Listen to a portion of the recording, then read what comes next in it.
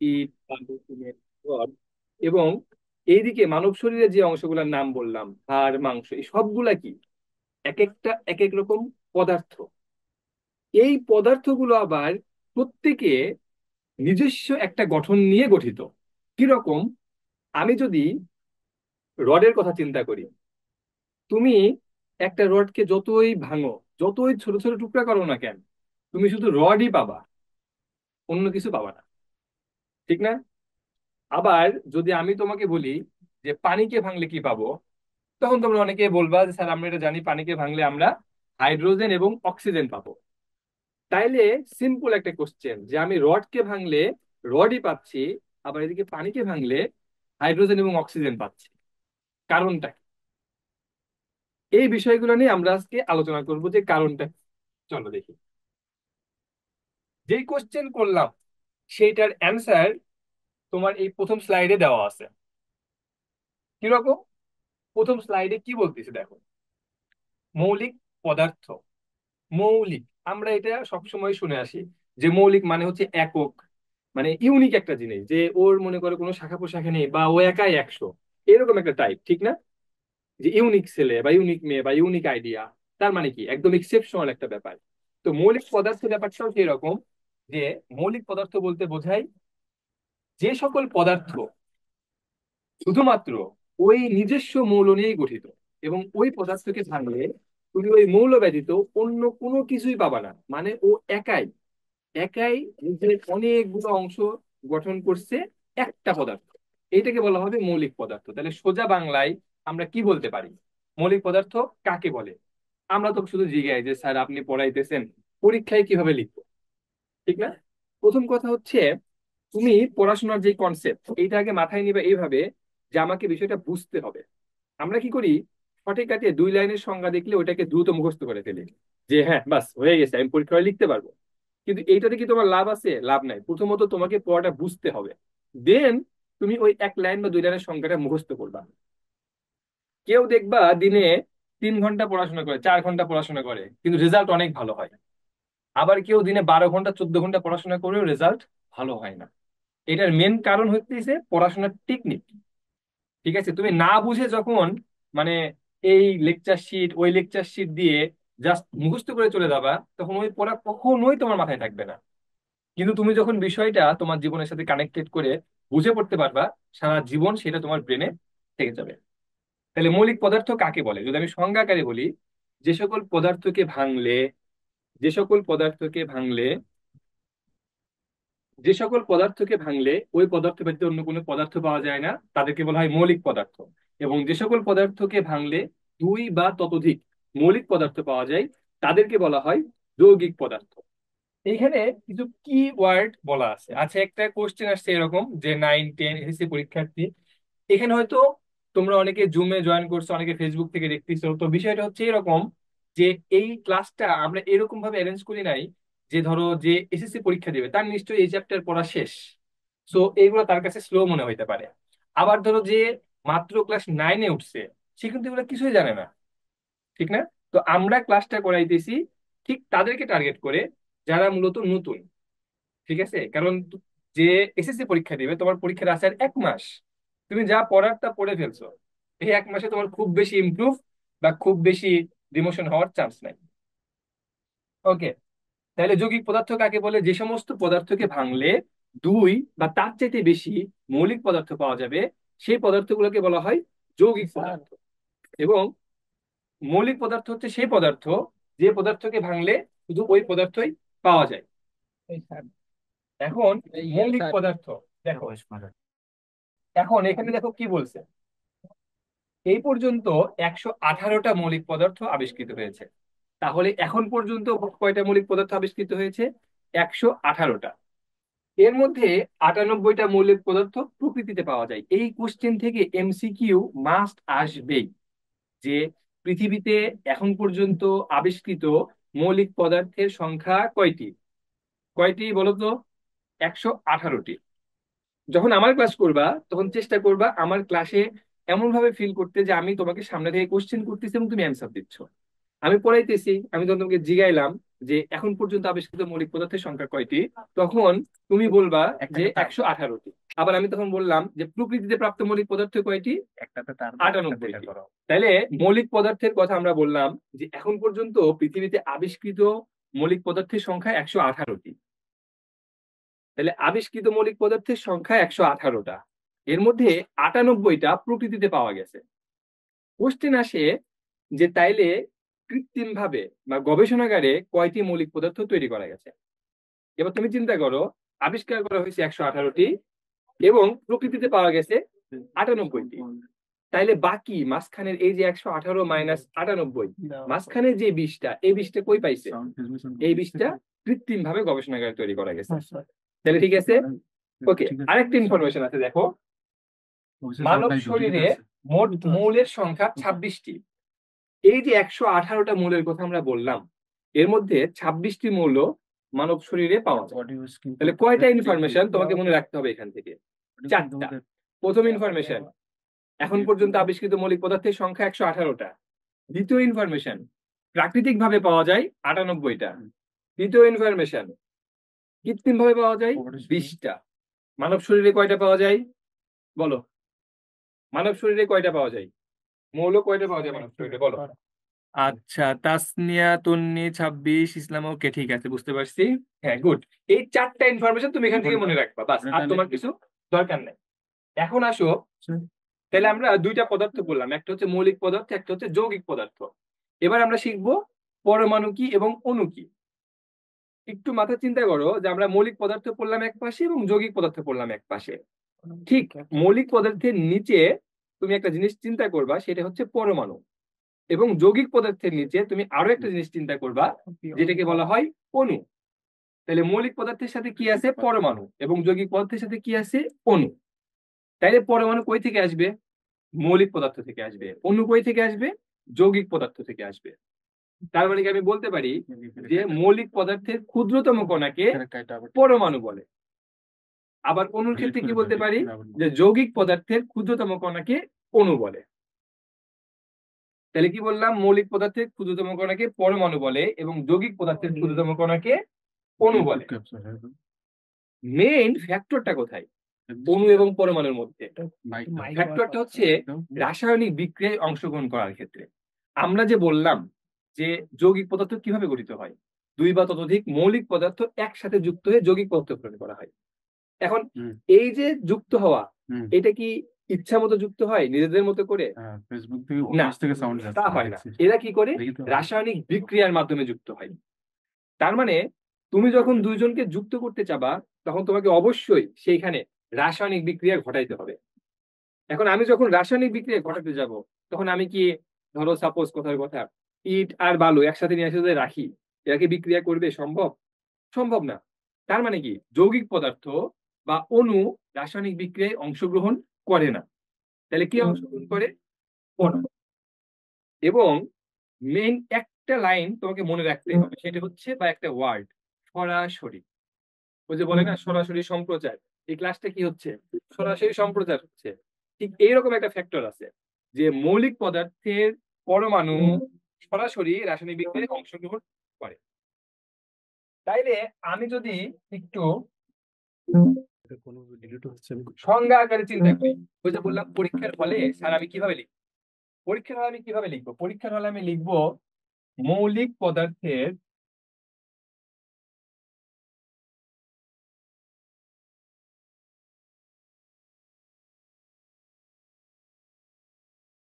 ক্ষুদ্রতম কণা যা কি করে, যা সরাসরি, এই লাইনটা খুব বেশি ইম্পর্টেন্ট, যে যা সরাসরি রাসায়নিক বিক্রিয়ায়, যা সরাসরি রাসায়নিক বিক্রিয়ায় অংশগ্রহণ করে,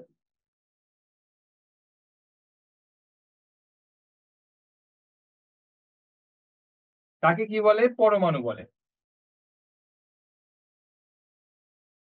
ওকে, বুঝলাম। এখন কথা হচ্ছে অণু কাকে বলে? চিন্তা করো, প্রথম লাইন আমি বলছিলাম মৌলিক পদার্থ থেকে আমি পরমাণু পাইলাম এবং যৌগিক পদার্থ থেকে আমি অণু পাইলাম। তাহলে পরমাণুর সংজ্ঞা লেখার সময় আমি বললাম মৌলিক পদার্থের ক্ষুদ্রতম কণা। তাইলে অণুর সংজ্ঞা লেখার সময় আমি কি বলবো? যৌগিক পদার্থের ক্ষুদ্রতম কণা। ঠিক? আচ্ছা, এরপরে পরমাণুর সঙ্গে আরো একটা জিনিস আমি বলছি, সেটা কি? পরমাণু সরাসরি রাসায়নিক বিক্রিয়ায় অংশগ্রহণ করে। তাইলে অণুর ক্ষেত্রে কি বলবো? ঘুরায় ফিরে অংশগ্রহণ করে না, অণু রাসায়নিক বিক্রিয়ায় অংশগ্রহণ করেই না। ঠিক আছে? তাহলে পার্থক্যটা কোন জায়গাতে? তুমি যখন অণুর সংজ্ঞা লিখবা, এটা কিসের সংজ্ঞা লিখলাম? পরমাণুর সংজ্ঞা লিখলাম। তুমি যখন অণুর সংজ্ঞা লিখবা, তখন তোমাকে এই মৌলিকের জায়গায় লিখতে হবে যৌগিক। কি লিখতে হবে? যৌগিক। ঠিক আছে। আচ্ছা, যৌগিক পদার্থের ক্ষুদ্রতম কণা যা সরাসরি রাসায়নিক বিক্রিয়ায় অংশগ্রহণ করে না, তাকে কি বলে? অণু বলে। তাকে কি বলে? অণু বলে। দেখো পার্থক্য কোন জায়গাতে? পরমাণুর সংজ্ঞায় আমি লিখবো মৌলিক পদার্থের ক্ষুদ্রতম কণা যা সরাসরি রাসায়নিক বিক্রিয়ায় অংশগ্রহণ করে, তাকে পরমাণু বলে। আর অণুর সংজ্ঞায় আমি কি লিখবো? মৌলিকের জায়গায় লিখবো যৌগিক। তাহলে কি হইলো? যৌগিক পদার্থের ক্ষুদ্রতম কণা যা সরাসরি রাসায়নিক বিক্রিয়ায় অংশগ্রহণ করে না, এই যে না, তখন তাকে বলা হবে অণু। এই জায়গাটাতে হচ্ছে পরমাণু এবং অণুর মধ্যে বেসিক পার্থক্য। ক্লিয়ার? আচ্ছা, ক্লাস বুঝতে পারতেছো তোমরা? ঠিকঠাক বোঝা যায় ক্লাস? তাইলে আমরা শিখলাম পরমাণু এবং অণু। এবার একটু চিন্তা করো যে আমি তোমাকে বলছিলাম যে পরমাণু সরাসরি রাসায়নিক বিক্রিয়ায় অংশগ্রহণ করে, অণু সরাসরি রাসায়নিক বিক্রিয়ায় অংশগ্রহণ করে না। তাহলে অণু যদি রাসায়নিক বিক্রিয়ায় অংশগ্রহণ না করে, আবার আমরা বলতেছি যৌগিক পদার্থের ক্ষুদ্রতম কণা তাকে অণু বলে। তাহলে একদিকে যৌগিক পদার্থ গঠন করতে গেলে অবশ্যই তো বিক্রিয়া করাইতে হবে। তাহলে যৌগিক পদার্থ গঠন হবে কেমনে? যদি যৌগিক পদার্থ থেকে ভাঙলে আমি একটা অণু পাইলাম, তাহলে যদি নাই ভাঙে, ও যদি রাসায়নিক বিক্রিয়া অংশগ্রহণ না করে, তাহলে আমি আরেকটা যৌগিক পদার্থ কিভাবে গঠন করবো? এখানে যেটা হয়, মেন যেটা বিষয় সেটা হচ্ছে যে অণু পরমাণুতে পরিণত হয়। কিসে পরিণত হয়? পরমাণুতে পরিণত হয়। কখন? অণু রাসায়নিক বিক্রিয়ায় অংশগ্রহণের পূর্বে অণু পরমাণুতে পরিণত হয়। তাহলে রাসায়নিক বিক্রিয়ায় অংশগ্রহণের পূর্বে অণু পরমাণুতে পরিণত হয়। এই যে পরমাণুতে পরিণত হইলো, হয়ে রাসায়নিক বিক্রিয়ায় অংশগ্রহণ করলো, তাহলে মেইন সারা পৃথিবীতে যে আমরা যা কিছু দেখতেছি, যে যত বিক্রিয়া ঘটতেছে, এই সব বিক্রিয়া ঘটাচ্ছে কে? পরমাণু। পরমাণু ছাড়া কি সম্ভব? সম্ভব না। তাহলে আমাদেরকে অবশ্যই অবশ্যই পরমাণুর গঠন সম্পর্কে জানতে হবে। ঠিক আছে, চলো তাহলে আমরা একটু আমাদের পিপিটিটা দেখে আসি, তারপরে কি আছে। এখন আমি যে পরমাণুর কথা বললাম, প্রথমেই আমি একটা কথা বলছিলাম লোহা, ঠিক না? আচ্ছা, তাহলে এরকম লোহা আছে, হাইড্রোজেন আছে, অক্সিজেন আছে, নাইট্রোজেন আছে। এরা কি? প্রত্যেকটা কি মৌল। এই মৌলগুলা কতগুলো আবিষ্কার হয়েছে? 118টা। কতগুলো মৌল আবিষ্কার হয়েছে এরকম পড়ছিলাম আমরা? 118টা। অসংখ্য মৌল আছে, হাইড্রোজেন, অক্সিজেন, নাইট্রোজেন। এখন দেখো, আমার নাম হচ্ছে অন্তর, তোমার নাম একজন মুজাইফা হইতে পারে, সাদিয়া হইতে পারে, এরকম অনেক কিছু হইতে পারে। এখন এই নামটা যে দেওয়া হয়েছে, এখন ধরো যদি আমার নাম অন্তর হয়, তোমার কিন্তু আরেক নাম। এখন এই যে নামের কথা যেটা বললাম, ঠিক না? ধরো আমি যদি কি বলি, আমরা এটা লিখতে পারি যে কার্বন। কার্বনের ইংরেজি নাম কি? তুমি একদম নর্মাল চিন্তা করো, যদি তোমাকে বলি তুমি কার্বন বানান করো, তুমি কি বলবা? CARBON, ঠিক না? আচ্ছা দেখো, তাহলে কি হবে? CARBON। এই যে নাম, ইংরেজি যে নামটা তুমি দেখলা, এই নামের প্রথম লেটারটা কি বলতো? সি। সেজন্য লেখা হয় কি? কার্বনের প্রতীক হচ্ছে সি। এখন আমার নাম অন্তর, অন্য একজন কোন একটা ছেলে আছে, তার নামও অন্তর। তখন এখন একজন যদি কোনো অন্যায় করে, তখন আরেকজনকে ফাঁসানো হবে। আবার একজন উপকার করলেও আরেকজনকে সুনাম করা হবে। ঠিক না? যেহেতু দুইজনের নামই অন্তর, এটা প্যাচ বাঁধবে। এখন 118টা মৌলের মধ্যে আরো অনেক মৌল আছে যাদের নামের আবার প্রথম অক্ষর ওই সি দিয়ে শুরু হয়। কিরকম? ধরো আমি যদি লিখি কোবাল্ট, লেখা যায় কোবাল্ট একটা মৌল, ঠিক না? ইংরেজি নাম কি? COBAL, cobalt. এখন আমি যে বললাম একটা মৌলের নাম দেওয়ার ক্ষেত্রে সেই মৌলের ইংরেজি নামের প্রথম লেটারকে চুজ করা হয়। তাইলে কোবাল্টের ক্ষেত্রেও যদি আমি প্রথমটা চুজ করতে যাই, তাহলে কোবাল্টের নাম আমার কি লেখা লাগবে? সি লেখা লাগবে। তাহলে কার্বনের নামও সি, কোবাল্টের নামও সি। কার্বন একজনকে মার্ডার করে আসবে, দোষ দিবে কাক? যে না আমি করি নাই, কোবাল্ট করছে। তাহলে কি ঘটনা প্যাচ খেয়ে গেল, ঠিক না? এই সমস্যা দূর করার জন্য যে না ঘটনা যে ঘটাবে তাই তাকেই হইতে হবে, এই সমস্যা দূর করার জন্য কি করা হইলো, যাদের নামের প্রথম অক্ষর একই তাদের একজনকে প্রথম অক্ষরের সাথে পরের আরো একটা অক্ষর যোগ করে দেওয়া হইলো। কেমন? এই যে কোবাল্টের প্রথম নামটা কি, অক্ষরটা কি সি, পরের অক্ষরটা কি ও, এই অক্ষরটা ছোট করে লেখা হইলো। তাইলে এইটা হয়ে গেল কোবাল্ট। কোবাল্টের নামের ক্ষেত্রে কি লেখা হয়? ক্যাপিটাল সি স্মল, ঠিক আছে? আচ্ছা, তাহলে প্রথম কথা হচ্ছে কোন একটা মৌলের ইংরেজি নামের প্রথম অক্ষরকে সেই মৌলের প্রতীক হিসেবে চিহ্নিত করা হয়। যদি দুইটা মৌলের ইংরেজি নাম একই হয় সেক্ষেত্রে একটি মৌলের ইংরেজি নামের প্রথম অক্ষরের সাথে পরের অক্ষরটিও ছোট হাতের লেখা হয়। এগুলো কি বলতেছি? তোমার কোশ্চেন আসতে পারে যে মৌলের প্রতীক লেখার নিয়মাবলী কি। তাহলে প্রথম নিয়মটা কি শিখলাম বলো তো দেখি। প্রথম নিয়ম শিখলাম যে কোনো একটা মৌলের ইংরেজি নামের প্রথম অক্ষরকে সেই মৌলের প্রতীক বলা হয়। দ্বিতীয় নিয়ম কি শিখলাম, কোন একটা মৌলের যদি দুইটা মৌলের ইংরেজি নামের একই প্রথম অক্ষর একই হয় সেই ক্ষেত্রে যে কোনো একজনের প্রথম অক্ষরের সাথে পরের অক্ষরটাও কাউন্ট করে লেখা হয়। একটা ব্যাপার দেখো, আমি কার্বনের ক্ষেত্রে সি লিখলাম আর কোবাল্টের ক্ষেত্রে সিও লিখলাম। এমনও তো হইতে পারতো যে আমি কোবাল্টের ক্ষেত্রেই সি লিখলাম আর কার্বনের ক্ষেত্রে সি এ লিখলাম। কথা ঠিক না? আমি কোবাল্টকে ধরতাম সি, কার্বনকে সি ধরলাম না, সেটা না করলাম। আমি কি করলাম? কোবাল্টকে সি ধরলাম আর কার্বনকে সি এ লিখতাম। এরকম কেন লিখি নাই বা এরকম কেন লেখা হয় না, কারো জানা আছে? একটু কমেন্টস করো দেখি যে কেউ জানো কি না।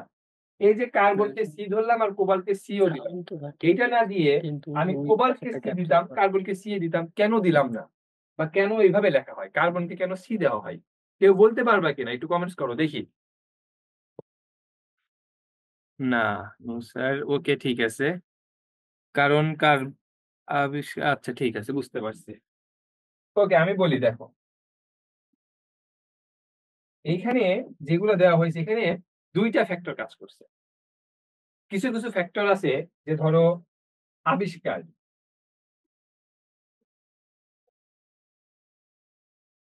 কোনটা আগে আবিষ্কার হয়েছে, যে মৌলটা আগে আবিষ্কার হয়েছে সেই মৌলকে আগে নামকরণ করা হয়েছে। যে ঠিক আছে ভাই তোমার নাম কার্বন, ওকে তোমাকে দিয়ে দিলাম, তুমি হচ্ছে সি প্রতীকের। এখন পরে যাই দেখতেছি আর একটা মৌল আবিষ্কার হয়েছে যার নাম কোবাল্ট, তখন কি করবে? তখন ওর কি সি দেওয়া যাবে? ও তো পরে আসছে, সেই জন্যই তখন কোবাল্টে কি করছে সিও দেয়। তাহলে প্রথম কথা কি, যার যে আগে আবিষ্কার হয়েছে সে আগে পাবে, আগে যে আসছে সে আগে পাবে।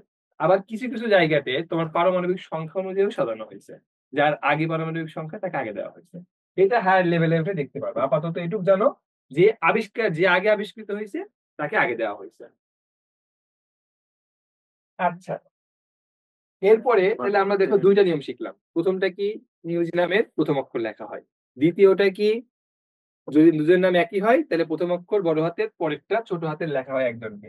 আরো একটা আছে, আমরা তুমি বাংলা পড়ো, সমাজ পড়ো, ইতিহাস পড়ো, সব জায়গায় যাই দেখবে কি হয়েছে, ল্যাটিন ভাষা, ল্যাটিন ভাষা, ল্যাটিন আর গ্রিক, সব জায়গায় আমরা ব্যাপার আছে, ঠিক না? কারণ এই ল্যাটিন এবং গ্রিক এরা আগেকার যুগে শিক্ষা দীক্ষা সভ্যতায় সব দিক থেকে অনেক বেশি আগায় ছিল। ঠিক আছে, মানে এখন যে এরকম কি আমেরিকা সারা পৃথিবীর কি ত্রাস, মানে বস, মানে যে কোনো দিক দিয়ে ও সবার উপরে থাকে, আগায় থাকে। প্রাচীন যুগে গ্রিকরা ল্যাটিনরা এরা অনেক বেশি আগায় ছিল শিক্ষা দীক্ষায় গবেষণায়। তো তারা কিছু কিছু মৌলের স্পেসিফিক নাম সিলেক্ট করে দিয়ে গেছিল, সেইগুলা সেভাবেই প্রচলিত আছে। যেমন আমরা একটা কাউন্ট করি, হ্যাঁ ধরো পটাশিয়াম, চিন্তা করো কি চিন্তা করব, পটাশিয়াম। পটাশিয়াম আমি যদি ইংরেজি নাম চিন্তা করি তাহলে পটাশিয়ামের নাম কি হবে? P O T A double S I U M. এটা হওয়া উচিত ছিল পটাশিয়ামের নাম, কিন্তু তাই কি হয়েছে? তাহলে সেক্ষেত্রে পটাশিয়ামের প্রতীক হওয়ার কথা কি ছিল? পি। আসলে কি তাই হয়েছে? হয় নাই। আসলে কি হয়েছে? পটাশিয়ামের প্রতীক হচ্ছে, বলো তো পটাশিয়ামের প্রতীক কি? বলো। আচ্ছা আচ্ছা, সোহানা হোসেন আকসা, ওকে ওকে ওকে। কে, কে কেন লেখা হয়? কে লেখা হয় ক্যালিয়াম। কিসের জন্য লেখা হয়? ক্যালিয়াম। কারণ হচ্ছে ক্যালিয়াম ল্যাটিন ওয়ার্ড। কি ওয়ার্ড? Latin word. এই ল্যাটিন ক্যালিয়ামের বলা হয় পটাশিয়ামকে, এবং সেখান থেকেই এই কে আসছে। ঠিক আছে, ওকে। এই টপিক শেষ করি। মৌলের প্রতীক লেখার নিয়ম আমরা কয়টা শিখলাম? হাতে হাতে গুনবা। প্রথম নিয়ম কি শিখছি? যে কোন একটি মৌলের ইংরেজি নামের প্রথম অক্ষরকে সেই মৌলের প্রতীক হিসেবে দেওয়া হয় বা লেখা হয়। দ্বিতীয় নিয়ম কি শিখছি?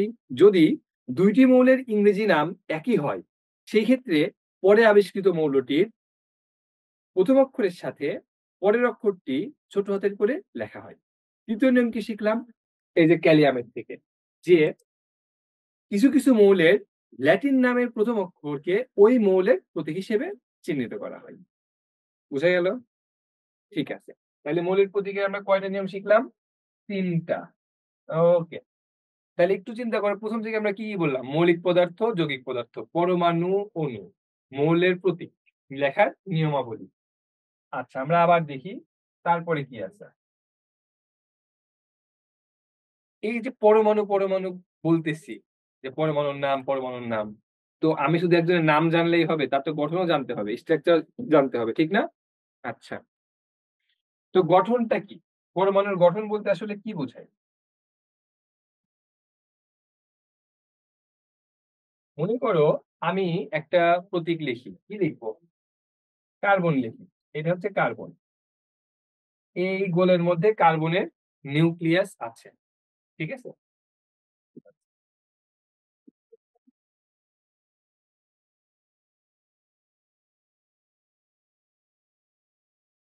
যে কোনো একটা পরমাণু তিনটা বিষয় নিয়ে গঠিত। কয়টা বিষয়? তিনটা বিষয়। প্রথমত হচ্ছে প্রোটন,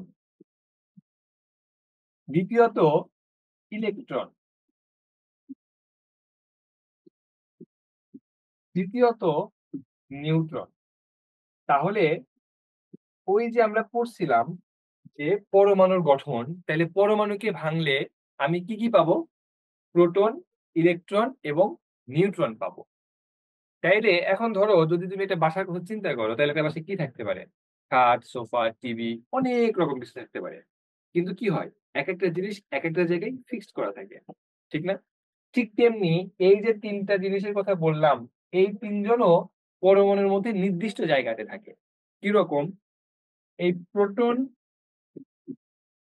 এবং নিউট্রন, এরা দুইজন থাকে এই যে সেন্ট্রাল যে জায়গাটা আছে না, একদম মাঝখানে। এইখানে কি কি থাকে? Proton plus neutron. তাহলে সেন্ট্রাল একদম মাঝখানে কি থাকে? প্রোটন এবং নিউট্রন। আমি সাদা কালি দিয়ে লিখি, হ্যাঁ। প্রোটন এবং নিউট্রন থাকে মাঝখানে।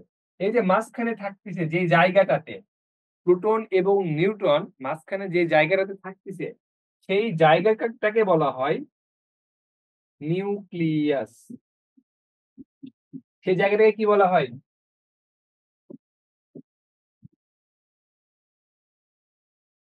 নিউক্লিয়াস। তাইলে কোশ্চেন আসে এরকম, যে পরমাণুর নিউক্লিয়াসে কি কি থাকে, বা নিউক্লিয়াস কি কি দিয়ে গঠিত? প্রোটন এবং নিউট্রন। তাহলে কি হবে? পিএন। পিএন কেন বললাম? প্রোটনকে তোমার লেখা হয় পি দ্বারা, এবং নিউট্রনকে লেখা হয় এন দ্বারা। তাহলে প্রোটনকে পি দ্বারা লেখা হয় এবং নিউট্রনকে এন দ্বারা লেখা হয়। তাহলে নিউক্লিয়াসে কি কি থাকে? পিএন থাকে। নিউক্লিয়াসে কি কি থাকে? পিএন থাকে।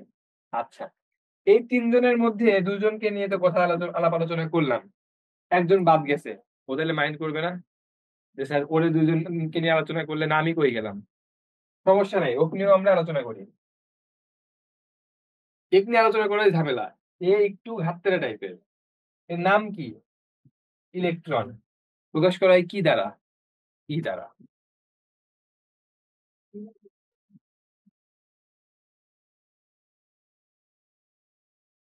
আচ্ছা, এখন কথা হচ্ছে এই যে ইলেকট্রন বললাম ঘাততেরা টাইপের, তো ঘাততেরা টাইপ কেন বললাম? আমরা তাদেরকে ঘাততেরা টাইপ বলি যারা কি হয়, একটু চিন্তা ভাবনায় নেগেটিভ হয়, ঠিক না? আচ্ছা, যখন চিন্তা ভাবনায় নেগেটিভ হয় তখন তাকে আমরা বলি যে কি ব্যাপার, ও একটু কেমন কেমন জানি, বিষয়টা এরকম। এই ইলেকট্রনের চার্জ হচ্ছে সেই জন্য কি নেগেটিভ, ইলেকট্রনের চার্জ কি সেই জন্য নেগেটিভ, ঘাততেরা টাইপের জন্য। এখন দেখো প্রোটন, প্রোটনের ফার্স্ট লেটার কি? পি। তাহলে প্রোটনের ফার্স্ট লেটার যদি পি হয়, তাহলে পি তে আর একটা শব্দ হয়, কি হয়? পজিটিভ। তাহলে পি তে প্রোটন, পি তে প্রোটন, পি তে পজিটিভ। ওই যে ছোটবেলায় পড়ছি না যে অতে অজগরটি আসছে তেরে, বিষয়টা অনেকটা ওইরকম, ঠিক আছে? পি তে প্রোটন, পি তে পজিটিভ। তাহলে মনে রাখা যাবে যে প্রোটনের চার্জ কেমন? প্রোটনের চার্জ সবসময় পজিটিভ চার্জ। আচ্ছা, এরপরে কি আছে বললাম?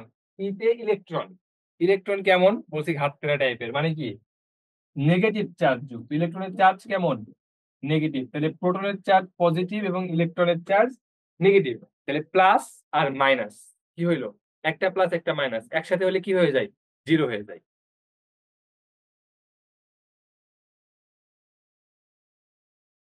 আচ্ছা, ক্লাস শেষে রেকর্ডটা চাই।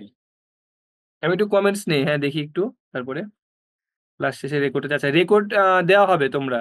আচ্ছা, রেকর্ড ক্লাসগুলা তোমরা যারা রেকর্ড ক্লাস চাও, ঠিক আছে, যে স্যার ক্লাসটা রেকর্ড হলে ভালো হয়, এই যেটা গেঞ্জি পড়ছি না, কি লেখা দেখা যায়? দেখা যায় এডু পরিবার, ঠিক না? আচ্ছা, তো কেন দেখাইলাম? এই যে অনেকেই বলছে ক্লাস শেষে ক্লাসটা রেকর্ড চাই। এডু পরিবারে তুমি যদি ভর্তি হও তাহলে মাত্র 500 টাকায়, কত?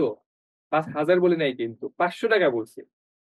মাত্র 500 টাকায় তুমি, ধর আমি কেমিস্ট্রি ক্লাস নিচ্ছি, তুমি ক্লাস 9 এর স্টুডেন্ট, তোমার কি কি সাবজেক্ট আছে? বাংলা, ইংলিশ, গণিত, বায়োবি, তারপরে physics, chemistry, biology, higher math, এই যতগুলা সাবজেক্ট আছে, ইভেন ধর্ম, যতগুলা সাবজেক্ট আছে তুমি সবগুলা সাবজেক্ট পড়তে পারবা মাত্র 500 টাকায়। এবং মানে কি বলবো, এই যে এরকম ক্লাস যেটা দেখতেছো, ঠিক রেগুলার এইরকম ভাবেই তোমাদেরকে ক্লাস নেওয়া হবে প্রতি সপ্তাহে, রবি থেকে বৃহস্পতিবার পর্যন্ত।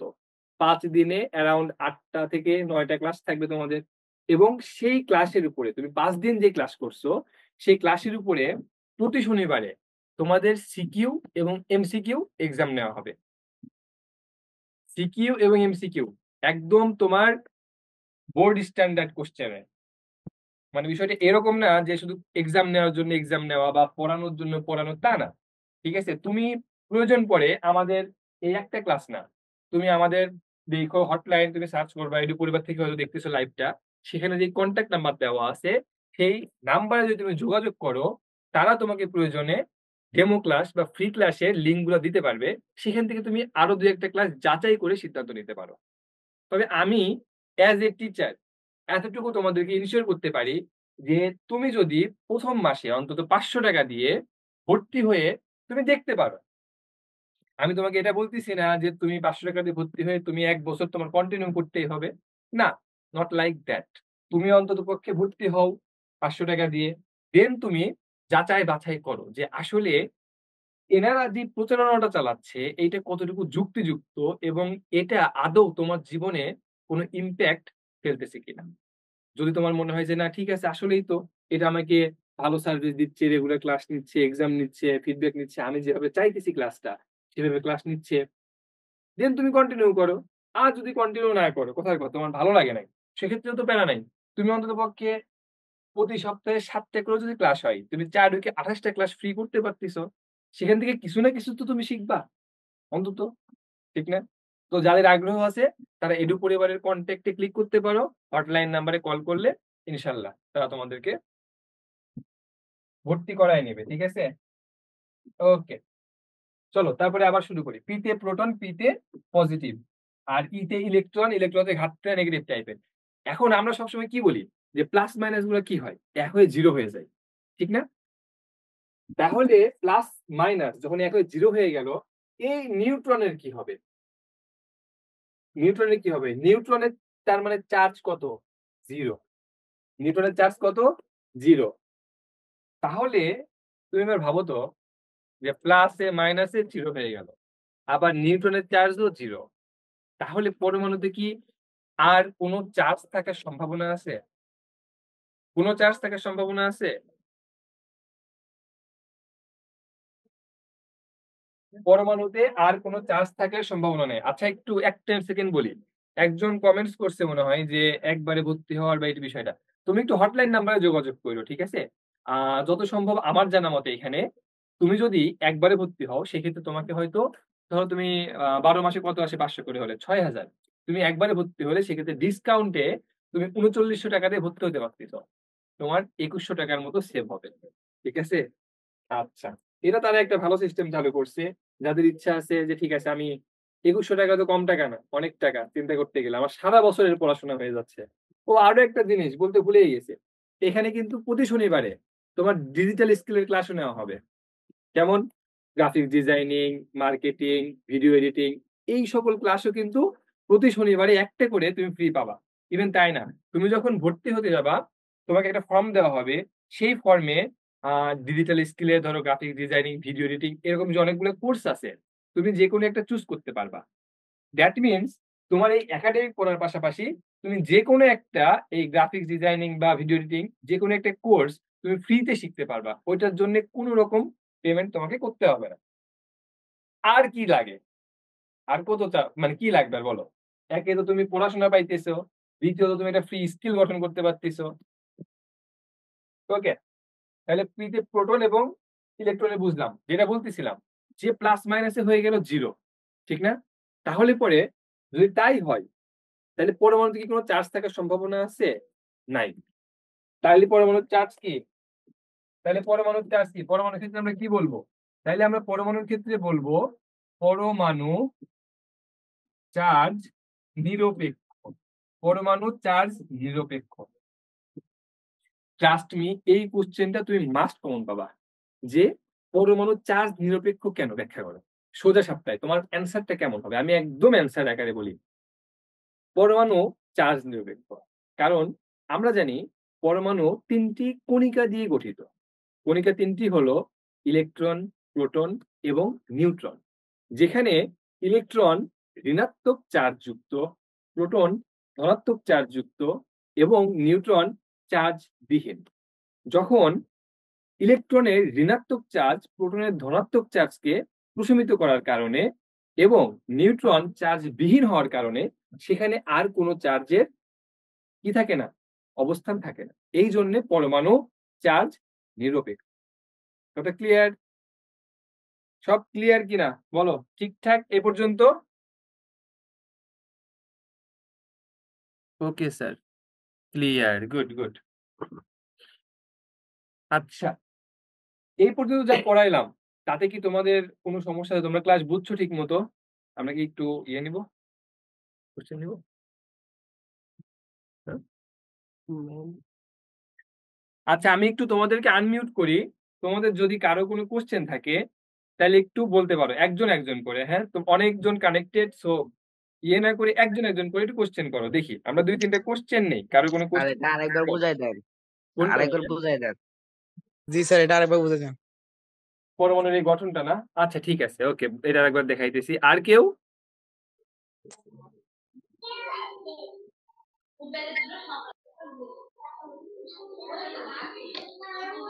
আচ্ছা, বলো আর কেউ। সামিয়া বলো। একটা কোশ্চেন ছিল। ঠিক আছে, ঠিক আছে, এটা একবার একটু দেখাই। এখানে বলছে পরমাণু চার্জ নিরপেক্ষ। কেন বললাম? কারণ প্রোটন পজিটিভ চার্জ যুক্ত, ইলেকট্রন নেগেটিভ চার্জ যুক্ত। একটা প্লাস একটা মাইনাস, দুজন মিলে কি হইলো, কাটাকাটি হয়ে গেল। এই জন্য পরমাণুতে আর কোনো চার্জ অবশিষ্ট থাকে না, কারণ নিউট্রন চার্জ বিহীন। ওকে, ঠিক আছে। এই যে আমরা বললাম প্রোটন, ইলেকট্রন, নিউট্রন, এগুলা জানার কারণ কি? দেখো, আমার যদি কথা তোমরা বুঝে থাকো, শুনে থাকো ভালো করে, একটা লাইন অবশ্যই মনে আছে যে প্রোটন এবং electron, proton plus electron minus, তাহলে দুইটা মিলে কি হবে, প্লাস মাইনাস জিরো।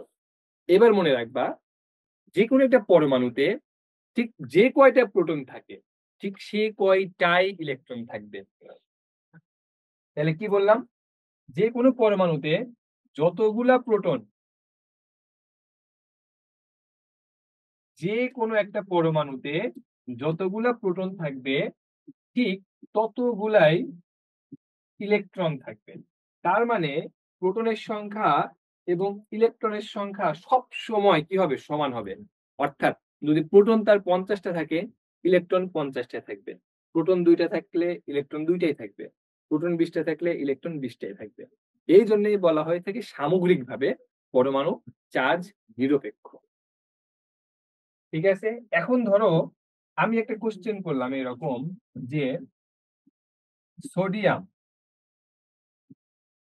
বললাম যে সোডিয়ামের প্রোটন সংখ্যা, বললাম যে সোডিয়ামের প্রোটন সংখ্যা 11। তোমরা বলো তো দেখি, যদি সোডিয়ামের প্রোটন সংখ্যা 11 হয় তাহলে সোডিয়ামের ইলেকট্রনের সংখ্যা কয়টা? দ্রুত কমেন্টস করবা। ওকে ওকে ওকে, ঠিক আছে। প্রোটন সংখ্যা 11, তার মানে সোডিয়ামের ইলেকট্রন সংখ্যাও কয়টা হবে? 11টাই হবে।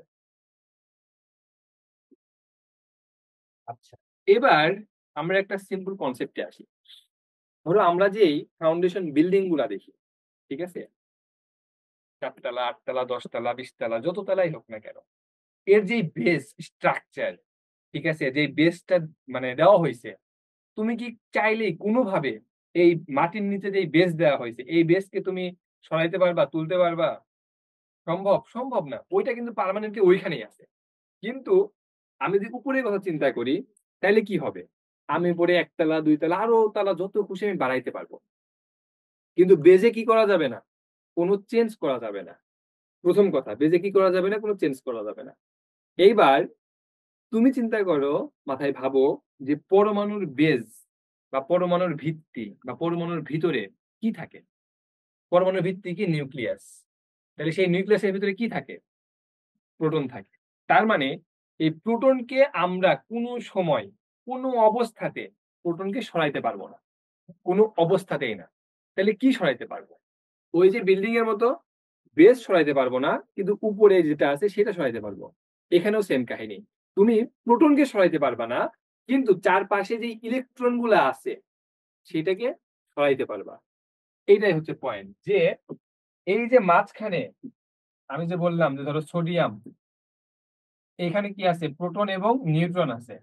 আর ইলেকট্রন কি করতেছে? ইলেকট্রন গুলা এই চারপাশে ঘুরতেছে। ইলেকট্রন গুলা কি করতেছে? চারপাশে ঘুরতেছে। তার মানে এই প্রোটন নিউট্রন আজীবন এখানে ফিক্সড, ও জীবনে এখান থেকে সরানো যাবে না। ইলেকট্রন কি করাইতে পারি আমরা? ইলেকট্রনকে সরাইতে পারি। একটা ইলেকট্রন সরানো যায়, 2টা ইলেকট্রন সরানো যায়, 3টাও সরানো যায়। ইভেন তুমি কোন একটা পরমাণুর মধ্যে ইলেকট্রনকে যুক্তও করতে পারো। কথা ঠিক না? তাইলে কি বোঝা গেল? ইলেকট্রনকে আমরা যুক্ত বা বের করতে পারি, কিন্তু প্রোটনকে কিছু করতে পারবো না। এই যে ইলেকট্রনকে যুক্ত করা বা বের করা, এইটার উপর ভিত্তি করে আবার 2 রকম জিনিস আছে। কয় রকম? 2 রকম। কিসের উপর ভিত্তি করে? যে আমি সেই মৌল থেকে বা সেই পরমাণু থেকে ইলেকট্রনকে সরায় নিলাম, নাকি সেই পরমাণুতে আমি ইলেকট্রন যুক্ত করলাম, এটির উপর ভিত্তি করে। চলো আমরা এটা দেখি। তাহলে কি বললাম, কোনো একটা পরমাণুতে আমি ইলেকট্রন যুক্ত করব নাকি ইলেকট্রন বের করে আনবো, এটার উপর ভিত্তি করে 2 রকম জিনিস আছে। প্রথমটা কি? প্রথমটা হচ্ছে, আচ্ছা তার আগে বলি, এই যে 2টা ফ্যাক্টর, যে আমি ইলেকট্রনকে হয় যুক্ত করব অথবা ইলেকট্রনকে বের করে আনবো, এই যুক্ত করা বা বের করার পরে যেটা পাবো, যেই পরমাণুটা পাবো, সেটাকে বলা হবে কি? আয়ন। তাহলে প্রথমে তার নাম কি ছিল? পরমাণু। যখন কি ছিল? ধনাত্মক এবং ঋণাত্মক, অর্থাৎ প্রোটন এবং ইলেকট্রন দুজন সমান সমান ছিল, তখন তার নাম ছিল পরমাণু। আর আমি যখন এই পরমাণু থেকে একটা ইলেকট্রন বের করে আনলাম অথবা একটা নতুন ইলেকট্রন যুক্ত করলাম, যেইটাই করি না কেন, বের করেও আনতে পারি অথবা দুটা যুক্ত করতে পারি, যেইটাই করি না কেন, তখন তার নাম হয়ে যাবে কি? আয়ন। কি নাম হবে? আয়ন। কি নাম হবে? আয়ন। তাহলে পরমাণু যখন প্রোটন এবং ইলেকট্রন সমান সমান থাকবে তখন তার নাম কি? পরমাণু। এবার চিন্তা করো, আমি যে বললাম যে ইলেকট্রনকে বের করে আনবো। ইলেকট্রন যদি তুমি বের করে আনো তাহলে সেখানে কি প্রোটন আর ইলেকট্রন কি সমান সমান থাকবে? আর থাকবে না। কারণ কি আগে সমান সমান ছিল। আমি একটা ইলেকট্রন বের করে আনলাম, তাহলে কিসের সংখ্যা বেড়ে গেল? প্রোটনের সংখ্যা বেড়ে গেল। যখন আমি ইলেকট্রন বের করে আনলাম এবং প্রোটনের সংখ্যা বেড়ে গেল, তখন সেটাকে বলা হবে কি? ধনাত্মক আয়ন। কি বলা হবে? ধনাত্মক আয়ন। আচ্ছা, আর যখন আমি বাইরে থেকে ইলেকট্রন যুক্ত করলাম, তখন সেখানে কিসের সংখ্যা বেড়ে যাবে? প্রোটনের সংখ্যা বাড়বে না ইলেকট্রনের সংখ্যা বাড়বে? কমেন্টস করো। যখন আমি বাইরে থেকে ইলেকট্রন যুক্ত করব, আগে কোশ্চেনটা শুনবা, বাইরে থেকে ইলেকট্রন যুক্ত করলে প্রোটনের সংখ্যা বাড়বে না ইলেকট্রনের সংখ্যা বাড়বে? বলো, কমেন্টস করো একটু।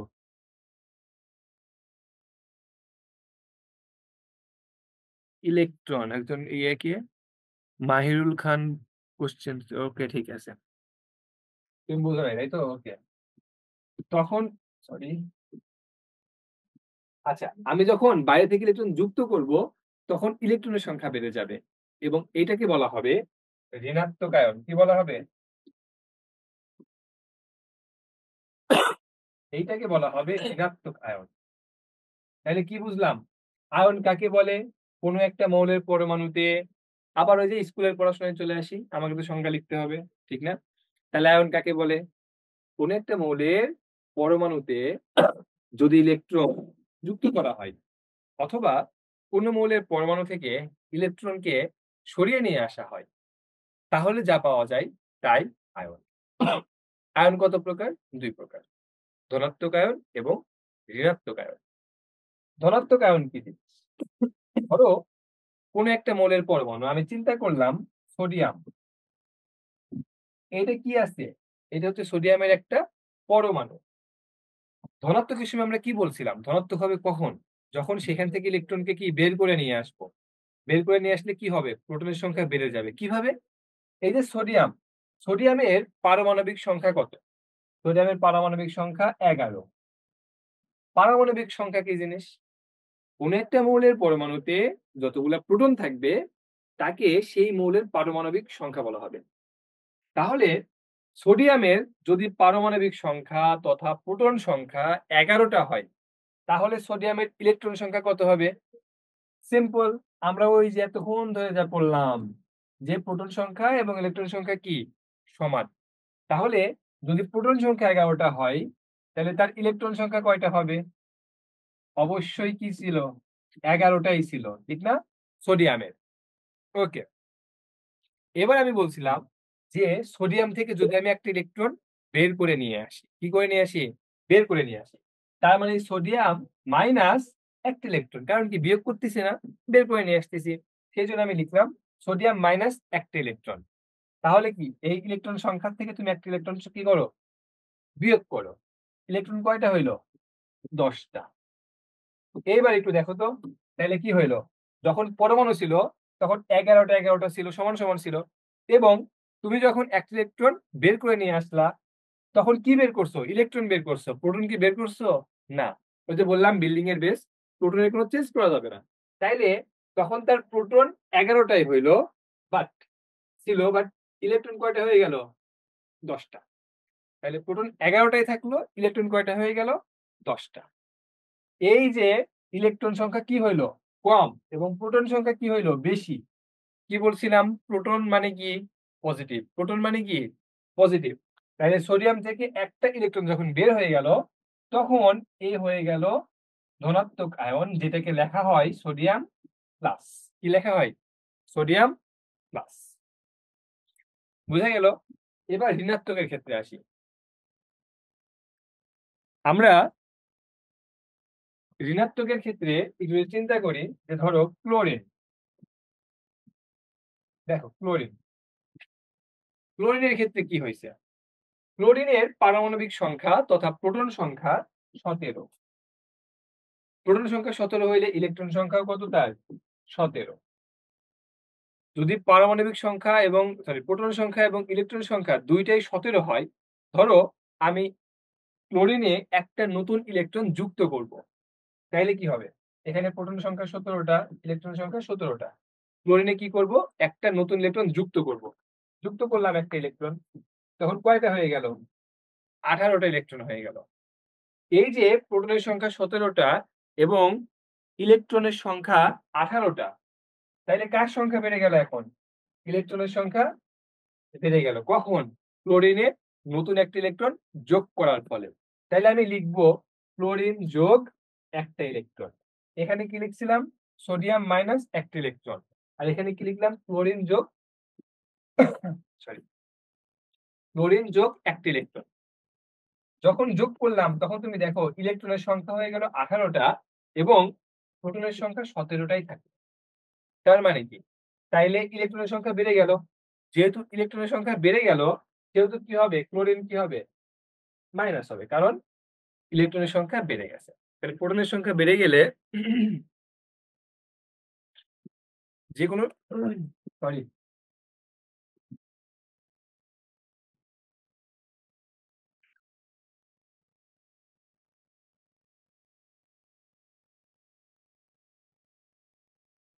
আচ্ছা, তানভীর হাসান, আমি বুঝি না এখন। আচ্ছা ঠিক আছে, ওকে। যারা বন্ধুরা বুঝছে, ওকে ওকে ঠিক আছে, বুঝতে পারছি। আচ্ছা, একজন একটু কমেন্টস করছে সে বুঝে নাই, আমি জাস্ট 1 মিনিট তার জন্য রিভিশন দেওয়াই। সেটা হচ্ছে পরমাণুতে প্রোটন সংখ্যা এবং ইলেকট্রন সংখ্যা দুইটাই সমান থাকে। প্রোটনের সংখ্যা যদি 10টা হয়, ইলেকট্রনের সংখ্যা 10টাই থাকবে। এরপরে তুমি যদি সেখানে নতুন ইলেকট্রন যোগ করো, তাহলে স্বাভাবিকভাবে কি হবে? ইলেকট্রনের সংখ্যা বেড়ে যাবে। ইলেকট্রনের সংখ্যা বেড়ে যাওয়ার মানে কি? নেগেটিভ মান বেড়ে যাওয়া। এবং সেজন্যই তখন সেটা ঋণাত্মক চার্জে চার্জিত হবে, তখন তাকে বলা হবে ঋণাত্মক আয়ন। আর যখন তুমি ইলেকট্রন বের করে নিয়ে আসবা, তখন কি হবে? প্রোটনের সংখ্যা বেশি থাকবে, ইলেকট্রনের সংখ্যা কমে যাবে, অর্থাৎ পজিটিভ চার্জ বেশি থাকবে এবং সেটাকে বলা হবে ধনাত্মক আয়ন। ওকে?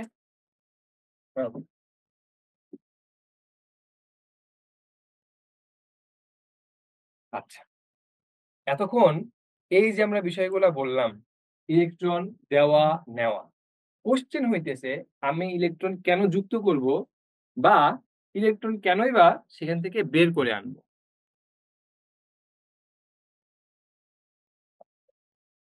ইলেকট্রন আমি কেন যুক্ত করব অথবা ইলেকট্রন কেন সেখান থেকে বের করে আনবো, ঠিক না?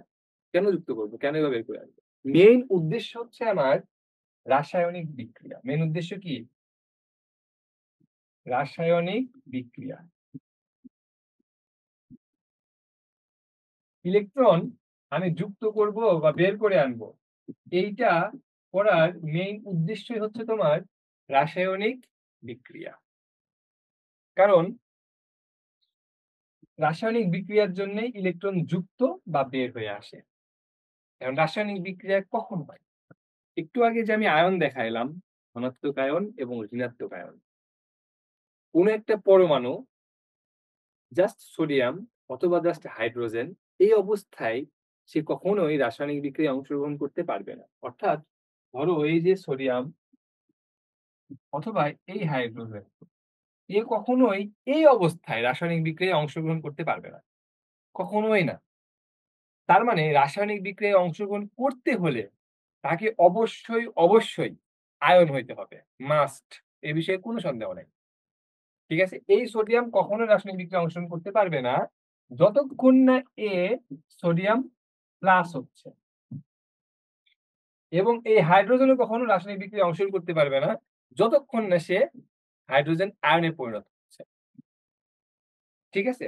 এখন এই যে আয়নে পরিণত হওয়ার যে ব্যাপারটা, এই ব্যাপারটা কিসের উপর নির্ভর করবে, কেন করবে? কেন একজন প্লাস হবে? আমরা যে দেখলাম তোমার সোডিয়াম প্লাস হইলো, ঠিক না? আমরা দেখলাম না আগের স্লাইডে যে সোডিয়াম প্লাস হইলো এবং ক্লোরিন মাইনাস হইলো। কথা হচ্ছে এটা কি আমার মানে মন মর্জি, আমার ইচ্ছা যে আমি ঠিক আছে ভাই তুমি এই ক্লোরিনটা রাখো, কিংবা না ভাই তোমার কাছে বেশি হয়ে গেছে তুমি আমাকে ক্লোরিন দিয়ে দাও, ব্যাপারটা এরকম না। এটা আমরা ইচ্ছা করলেই যাকে তাকে প্লাস বা যাকে তাকে মাইনাস করতে পারবো না। এটার জন্য আলাদা একটা ফ্যাক্টর আছে। দেখি একটু কমেন্টস করি। ইলেকট্রন বিন্যাসটা দেখার একটু পরমাণু রাসায়নিক বিক্রিয়ার জন্য আর কতক্ষণ চলবে? ওকে, আর হয়তো 10 মিনিট। আচ্ছা, তোমরা ক্লাস বুঝতেছো? বলো ক্লাসে কেমন লাগতেছে, মানে আজকে ক্লাসটা তোমাদের কাছে কেমন লাগছে, একটু কমেন্টস করো দেখি। মানে কোনো উপকার হয়েছে নাকি হুদাই মনে হইলো যে ফাও ফাও ক্লাস হইলো? আচ্ছা, সামিয়া ভালো লাগছে, সব বুঝতেছি স্যার, কিন্তু সব ভুলে যাই। ভালো লাগছে, অনেক অনেক বেটার ক্লাস, অনেক ভালো লাগছে। আচ্ছা, থ্যাংক ইউ আপু। আচ্ছা, ভুল কি কি জানি লিখছে একদম, যে সব বুঝছি কিন্তু ভুলে যাচ্ছে। ওই যে একটা কথা আছে এরকম, যে read and forget, read and forget, but don't forget to read. মানে তুমি পড়ো এবং ভুলে যাও, পড়ো এবং ভুলে যাও, কিন্তু পড়তে ভুলে যাও না। ঠিক আছে? তোমার এটা মনে হবে যে আমি সব পড়ছি, হাই হাই, কিন্তু আমার কিচ্ছু মনে নাই। দরকার নাই মনে থাকে, কে বলছে তোমাকে মনে রাখতে? কেউ বলছে মনে রাখতে? মনে রাখা লাগবে না, কিন্তু পড়তে থাকবা। পরে যখন তুমি পরীক্ষা হলে যাবা, তখন তোমার চিন্তা থাকবে যে বাস, আমি যা জানি, যা পড়ছি, সব দিয়ে লিখবো এখানে। তখন একা একাই পারবা। ঠিক আছে? So ওইটা নিয়ে চিন্তা করার দরকার নেই। আচ্ছা, তোমরা বললে আমি ক্লাসটা আরেকটু লং করবো, না বললে 5-7 মিনিটের মধ্যে শেষ করব। দেখি একটু কমেন্ট বলো তো দেখি। আরেকটু কতক্ষণ ক্লাস নেওয়া যায় বলো? তোমরা কি থাকবা? তোমরা থাকলে আমিও আছি, আর তোমরা গেলে আমিও নাই। তুমি আছো, আমি আছি, তুমি নাই, আমিও নাই। বলো।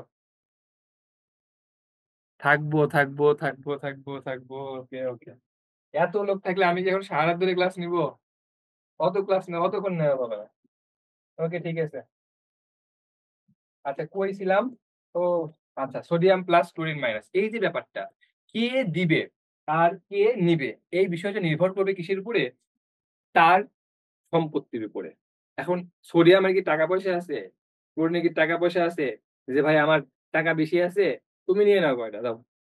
কিংবা ক্লোরিনের ভাই আমি ভিখারি, আমি ফকির, আমার কিচ্ছু নাই, আমার কয়টা দেন। তাই না। ওদের সম্পত্তি কি? ওদের সম্পত্তি কি? ওই যে ইলেকট্রন, প্রোটন, নিউট্রন। কিন্তু তিনজনের মধ্যে খেলতিছে কে? প্রোটন খেলতিছে না, নিউট্রন খেলতিছে না, খেলতেছে কে? ইলেকট্রন। তার মানে খেলাটা কিন্তু হইতেছে ইলেকট্রনকে নিয়ে। তাহলে এদের সম্পত্তি কি? সম্পত্তিও ওই ইলেকট্রন। এবং সে আসলে ইলেকট্রন দিয়ে দিবে নাকি ইলেকট্রন গ্রহণ করবে, এইটা নির্ভরই করবে তোমার তার ইলেকট্রন সংখ্যার উপরে। কিরকম? ধরো আমার কাছে, যদি আমি বলি যে আমার কাছে ধরো 2টা টিভি আছে, 3টা টিভি আছে, কিন্তু আমার বাসায় রুম কয়টা? 2টা। আমার কাছে টিভি আছে 3টা, বাসায় রুম 2টা। ঠিক আছে, আমি একটা বড় লোক মানুষ। ওকে, এক রুমে এক টিভি রাখলাম, আর একটা রুমে আর টিভি রাখলাম। আর একটা টিভি আমি কই রাখবো? জায়গা আছে? নাই। তখন ধরো তুমি, না থাক, এটা বললে আবার অনেকে মাইন্ড করবে, স্যার আপনি আমাকে বললেন। ওকে, ধরো অন্য একজন আসলো, আসার পরে সে বললো যে ভাই আমি তো একটা টিভি দরকার আমার রুমে, আমার বাসায় একটা রুম আছে, সেই রুমটা ফাঁকা আছে, তো আপনার যেহেতু একটা এক্সট্রা, তাহলে আপনার টিভিটা আমাকে দেন, আমি এই টিভিটা নিয়ে যখন রাখতে পারি। আমিও দেখলাম, ওকে ঠিক আছে, যাও, আমার এটা হুদাই পড়ে আছে, লাগবে না, তুমি যাও গা, নিয়ে যাও গা। তাহলে আমার কয়টা হইলো? 2টা হইলো। আমার 2 রুম কি হইলো? Fill up. আমার এই রুমের যা দরকার ছিল একটা, ফিল আপ। ওই রুমের একটা দরকার ছিল, ফিল আপ। আমার কোনো পেরাপেরি নাই। আর ওর কি ছিল? একটা রুম ফাঁকা ছিল। ও তখন কি করলো? একটা নিয়ে নিল। যে ঠিক আছে, ও নিয়ে ওর রুমে বসাই দিল, তাহলে ওর রুমটাও কি হইলো? পরিপূর্ণ হয়ে গেল। তাহলে আমার রুমও পরিপূর্ণ হয়ে গেল, ওর রুমও পরিপূর্ণ হয়ে গেল। কথা হচ্ছে, তাইলে কি আমি গরিব না ও গরিব? ও গরিব, আমি বড় লোক, কারণ আমি কি করছি? দান করছি, আমি দিয়ে দিছি। যে দিয়ে দেয় সে কি হয়? বড় লোক হয়। তার মানে কি হয়? ধনাত্মক। যে দিয়ে দিবে ইলেকট্রন, সে কি হবে? ধনাত্মক। তাইলে আমরা বলতে পারি, যে পরমাণু ইলেকট্রন দান করে, সেই পরমাণু ধনাত্মক আয়ন গঠন করে। একদম সহজ ভাষায় কি বলতে পারি? একজন কমেন্টস করছে কি? ওকে, তাহলে কি বলতে পারি? যে পরমাণু ইলেকট্রন দান করে, সে কি হবে? ধনাত্মক আয়ন। এবং যে পরমাণু ইলেকট্রন গ্রহণ করে, সে কি হবে? ঋণাত্মক আয়ন। এখন কথা হচ্ছে, এই যে আমি বললাম আমার বাসায় 2টা রুম ছিল, ওর বাসায় একটা রুম ছিল, আমি দিয়ে দিলাম, আমি ধনাত্মক হইলাম। তাহলে আমার নাম ধরো কি? ধরো আবার কি? আমার নামই তো অন্তর। আবার বলতে ধরো ধরো বলতে বলতে নামও ধরায় ফেলতেছি, যে ধরো আমার নাম অন্তর। না ভাই, আমার নাম অরিজিনালি অন্তর। তাইলে ধরো আমি একটা দিয়ে দিলাম, তাইলে কি হইলো? অন্তর প্লাস। দিলাম কাকে? কাকে দিব? কার নাম দিব? আচ্ছা, ধরো এক্স। এক্স এক দিলাম। তাইলে এক্স কি হইলো? মাইনাস। ওই যে পরে আসলাম, যে দিয়ে দিবে সে ধনাত্মক, যে নিবে সে ঋণাত্মক। মাইনাস হলো। কি জন্য দিছিলাম? কারণ আমার বাসায় রুম ছিল 2টা, কিন্তু আমার টিভি ছিল 3টা। যদি আমার বাসায় 3টা রুম থাকতো, তাহলে কি আমি ওকে টিভি দিতাম? দিতাম না। এখন কার বাসায় কয়টা রুম আছে এইটা আমি জানবো কেমনে? এটা তো আমার জানার উপায় নাই। এটা নেই তোমার বাসায় কয়টা আছে সেটা আমি জানি না বা জানার উপায়ও নাই। কিন্তু এই যে পরমাণু বা এই যে মৌল, এইগুলার কার বাসায় কয়টা ইলেকট্রন থাকতে পারবে সেইটা জানার উপায় আছে। সেইটা জানার উপায় হচ্ছে ওই পরমাণুর প্রোটন সংখ্যা এবং ওই পরমাণুর গঠন, ওই পরমাণুর স্ট্রাকচার, যে ওই পরমাণুর মধ্যে বাড়ি কয়টা, ওর কয়টা বাড়ির মধ্যে ওর কয়টা ইলেকট্রন আছে। কারণ প্রোটন তো ভিতরে থাকে আর সমান সংখ্যক ইলেকট্রন কই থাকবে? বাইরে থাকবে। তাহলে বাইরে ওর কয়টা বাড়ি আছে, কয়টা বাড়িতে কয়টা করে টিভি আছে, এটা আমরা জানতে পারবো। কিভাবে? ওকে, আমি যখন ছবি আঁকাই তখন আমি দেখাইছিলাম যে সোডিয়াম, সোডিয়ামের বাড়ি আছে 3টা, এই একটা, এই একটা, এই একটা। কথা হচ্ছে 3টা বাড়ি কেন আছে? এখন এই বাড়িগুলোর আবার রুম নাম্বার সিলেক্ট করা আছে। এমন না যে এই বাড়ির মধ্যে মনে করো, ধরো আমি ধরলাম যে এইটা একটা বাড়ি, এইটা একটা বাড়ি, এইটা একটা বাড়ি, 1 2 3, 3টা বাড়ি। এর মানে আবার এই না যে এই একতলা বাড়িতে মনে করো যে কি বলে 10টা টিভি রাখতে পারবা, 2তলা বাড়িতে 20টা, 3তলাতে 30টা, এরকম না। এই বাড়িগুলোর আবার রুম নাম্বার নির্দিষ্ট করা আছে। রুম নাম্বার কি করা আছে? নির্দিষ্ট করা আছে। প্রথম বাড়িতে তুমি 2টা টিভি রাখতে পারবা। কয়টা? 2টা। দ্বিতীয় বাড়িতে তুমি 8টা টিভি রাখতে পারবা। কয়টা? 8টা। এইভাবে রুম নাম্বার নির্দিষ্ট করা আছে। আর সম্পত্তি কি? আমার সম্পত্তি ছিল টিভি, আর এদের সম্পত্তি কি ছিল? ইলেকট্রন।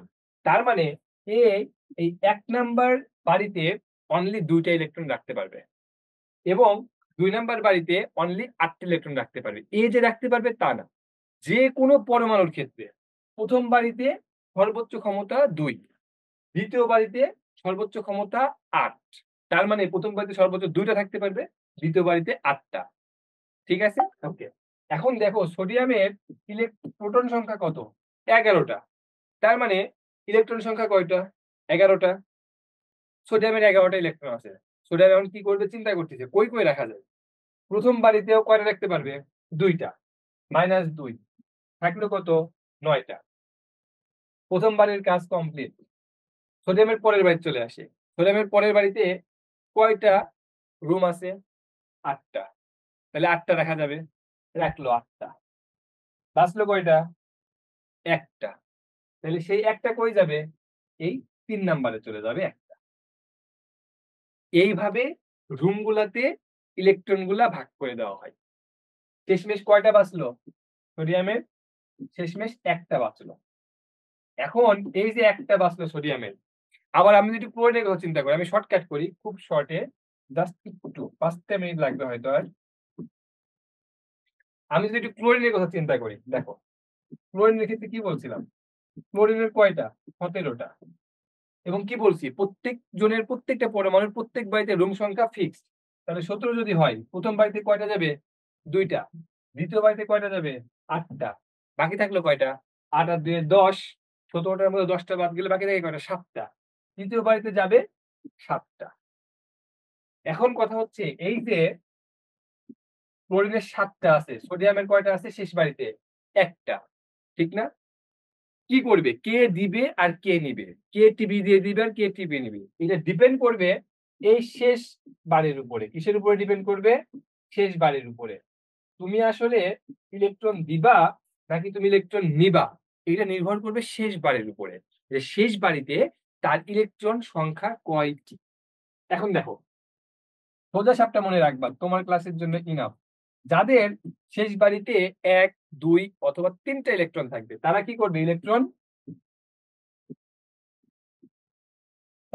কি করবে? দান করবে। যাদের শেষ বাড়িতে 1 2 3টে ইলেকট্রন থাকবে, তারা ইলেকট্রন দান করবে। এবং যাদের শেষ বাড়িতে 5 6 অথবা 7টা ইলেকট্রন থাকবে, তারা ইলেকট্রন কি করবে? গ্রহণ করবে। ঠিক না? ওকে। এবং যাদের 1 2 3 ইলেকট্রন থাকবে, এরা যেহেতু ইলেকট্রন দান করবে, তাহলে এরা সবসময় কেমন চার্জ যুক্ত হবে? প্লাস চার্জ যুক্ত হবে তথা প্লাস আয়ন হবে তথা ধনাত্মক আয়ন হবে। এবং যাদের শেষ কক্ষপথে 5, 6, 7 ইলেকট্রন থাকবে তারা ইলেকট্রন গ্রহণ করবে। আর কি করবে? ইলেকট্রন গ্রহণ করলে পরে কি হয়? ঋণাত্মক আয়ন হয়, তখন তারা ঋণাত্মক আয়ন হবে। কোশ্চেন হচ্ছে আমি 1, 2, 3 দেখাইলাম, 5, 6, 7 দেখাইলাম, 4 দেখাইলাম না কেন? যার 4 থাকে সে দানও করতে পারে, গ্রহণও করতে পারে। It depends on situation. Okay, এখন কথা হচ্ছে এইগুলা তারা কিভাবে দেয় এবং কিভাবে গ্রহণ করে, এইটা আমরা শিখবো পরবর্তী ক্লাসে ইনশাআল্লাহ। ঠিক আছে, তোমরা যারা আসো আমি এখন একটু কোশ্চেন নিব, দেখি। তার আগে একটু বলো যে আজকের ক্লাসে তোমরা যা শিখলা বা এই যে এডু পরিবারের এত সুন্দর একটা সামগ্রিক আয়োজন তোমাদের জন্য, বিশেষ করে এটাকে অ্যাপ্রিসিয়েট করতেই হয়, কারণ এটা সবার জন্য উন্মুক্ত করে দেওয়া হয়েছে আজকের ক্লাসটা। এবং আমি যতটুকু মাঝে মাঝেই এরকম ক্লাস উন্মুক্ত করে দেয়। সো তোমাদের এই এডু পরিবারের এই আয়োজনটা কেমন লাগছে? তোমরা কি সন্তুষ্ট তাদের এই আয়োজনে? আর এটা আরেকবার একটু বুঝায় দেন, স্যার এটা আরেকবার একটু বুঝায় দেন, আরেকবার একটু ভালো করে বুঝায় দেন। এটা একবার স্যার, বুঝিয়ে দিব। ওকে, স্যারের রাসায়নিক বিক্রিয়ার জন্য যাদের শেষ কক্ষপথে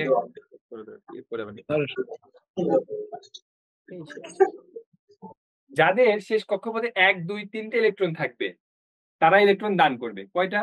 1, 2 অথবা 3, বাস। আর যাদের শেষ কক্ষপথে 5, 6 অথবা 7 ইলেকট্রন থাকবে তারা ইলেকট্রন গ্রহণ করবে। ঠিক আছে, আরেকবার কোশ্চেন দেখি কজন আছে এখানে, আমার স্টুডেন্ট সব এখানে। আচ্ছা, আর কারো কোনো কোশ্চেন আছে থাকলে কি বলো, দ্রুত ভাইয়া শেষ করবো 2 মিনিটের মধ্যে। আর কারো কোনো কোশ্চেন? রাসায়নিক বিক্রিয়ার জন্য কি শুধু ধনাত্মক ইলেকট্রন নিবে নাকি ঋণাত্মক নিতে পারবে? না, রাসায়নিক বিক্রিয়ায় অংশগ্রহণ করার জন্য 2 জনকেই লাগবে, ধনাত্মক ঋণাত্মক 2 জনকেই লাগবে। ব্যাপারটা এমন না যে শুধু প্লাস প্লাস বিক্রিয়া করে। কোনোদিন দেখছো যে মানে প্লাস প্লাস, ধরো এখন কেমনে বুঝাই, একদম সোজা বাংলা যদি বলি, তাহলে কি এমন কি সম্ভব ছেলে ছেলে বিক্রিয়া করা সম্ভব না? সবসময় প্লাস মাইনাস আসতেই হবে। ঠিক আছে, আচ্ছা আর কেউ, আর কারো কোনো কোশ্চেন? রাসায়নিক বিক্রিয়ার জন্য কি ধনাত্মক আর ঋণাত্মক হতে হবে? আচ্ছা ঠিক আছে, ওকে, তাহলে ইনশাল্লাহ আজকের মতো ক্লাস এখানে সমাপ্ত। পরবর্তী ক্লাসে তোমার সাথে দেখা হবে। পরিবারের আমরা সাথে যুক্ত ক্লাস হইতে রেকর্ড চাও করতে চাই। তারা স্ক্রিনে দেওয়া নাম্বারে অথবা এডু পরিবার ফেসবুকে সার্চ করলে বা eduporibar.com এই ওয়েবসাইটে গেলে সেখানে কন্ট্যাক্ট নাম্বার পাবা। সেখান থেকে তোমরা যোগাযোগ করলেই তোমরা এডু পরিবারের সাথে যুক্ত হতে পারবা। এবং আমি বিশ্বাস করি এইটা তোমাদের জীবনের একটা অন্যতম সেরা সিদ্ধান্ত হতে পারে। আমি এডু পরিবারের সাথে সংযুক্ত আছি, আশা করব তোমরাও এডু পরিবারের সাথে সংযুক্ত হবে। আল্লাহ হাফেজ, আসসালামু আলাইকুম।